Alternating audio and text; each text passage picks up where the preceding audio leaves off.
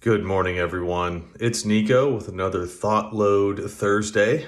And today I'm going to be talking about a couple of TED Talks that I saw recently that were pretty impactful, pretty educational. And for me, they kind of reinforce the notion that we should all be looking into the future and planning for what's to come. Now, the first, and I'm going to link these, but I want to summarize them a little bit and give you some cool, interesting stuff. The first one that I saw was from a NYU professor named Scott Galloway, and he was talking about the generational differences in wealth and other societal problems that we're seeing from the baby boomer generation to where we are today. He talks about things like rising rates in tuition, rising rates in self-harm, rising rates in depression, rising rates in all rent, housing, things like that. And he definitely makes some great points and offers up ways to eliminate those things. He mentions, if schools are increasing their tuition by hundreds of, if not thousands of percent, well, they should probably expanding their enrollments too, but they're not. So it's kind of ridiculous when you think about it. But he sets out a clear plan for how to tackle at least the tuition part and some other things as well. At the end of the day, it's all government decisions with schooling, how children are supposed to be educated, things like that. So I urge anyone that is thinking about having kids and sending them off into the world, I definitely urge you to look at this and maybe look at homeschooling, maybe look at online classes, maybe look at something that doesn't cost an arm and a leg. I'm a product of an online university, or at least that's what my degree says, and it was the most cost-effective thing. It probably still is in comparison to major colleges and universities. So unless you're trying to be a doctor, I would look into some of those. But yeah, check out that TED Talk. Make sure that link's there. And the next one is a little bit one that I'd like to get a little bit deeper into. This one's from Becky Kennedy, and she's a clinical psychologist. And she talks about the single most important parenting strategy. I've been talking about kids with my significant other here, and something that I want to prepare for is when kids come into this world, I want to make sure that I know as much as I can. And I'm super happy that she starts off her video in a certain way. In the first 2 minutes, she mentions that even though she gives an example where she doesn't really look too great as a parent, and then she realizes or tells the audience that she is a clinical psychologist and she specializes in these moments where she's teaching people to become better parents. And so even though she has all the certifications and, should have all the experience, she's still going to make mistakes. And she mentions that is normal.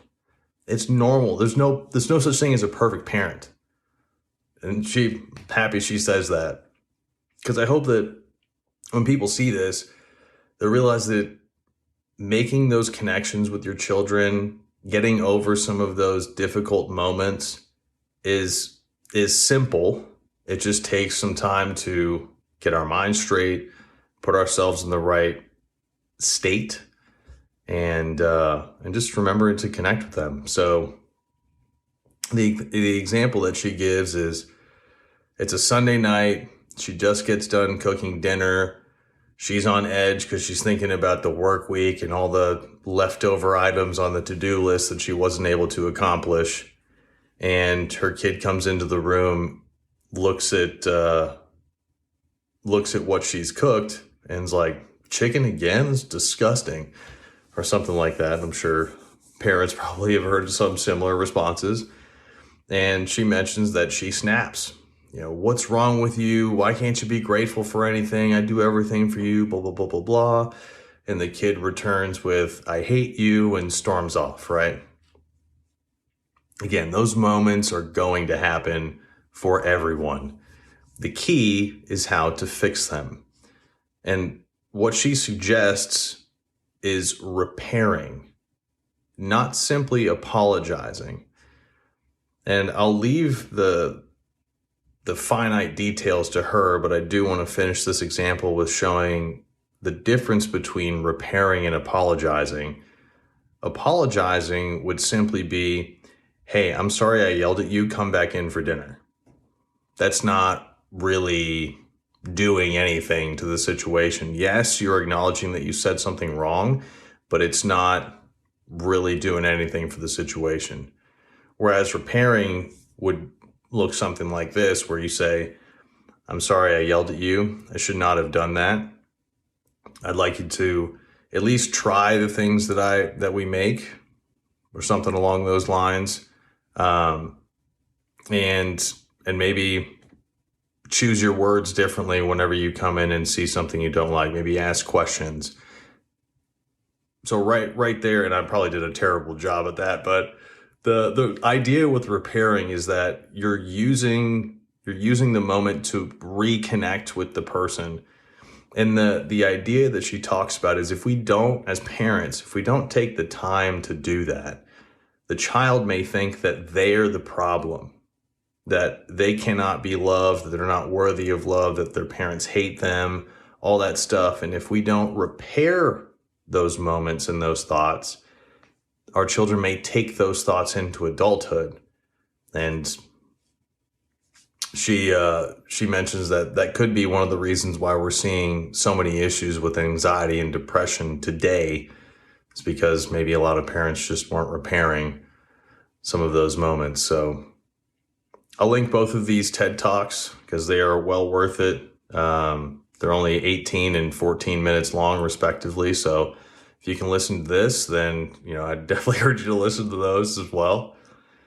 And I want to end today's Thought Load with a quote from Benjamin Franklin, because I think it is too appropriate here. So he tells us, by failing to prepare, you are preparing to fail. Guys, stay tuned for another Thought Load here in a couple weeks.